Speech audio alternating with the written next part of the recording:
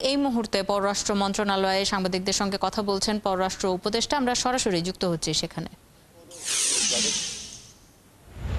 আবার ওই যে সফটওয়্যার অধিকার যে কাউকে তারা ইন্টারভিউর জন্য রাখতে পারে, সবাইকে ডাকছে না, কিন্তু অনেকে কিন্তু পাসপোর্ট এই যে ওখান থেকে ক্লিয়ার হয়ে আসছে ভিসা দিয়ে দিয়েছে, এরকম ঘটনা ঘটছে।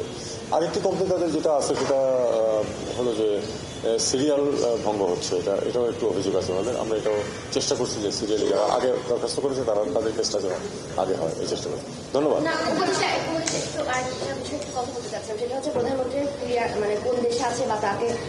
এটা নিয়ে আমি উত্তর দিয়েছি, এটা নিয়ে আর কিছু বলবো না।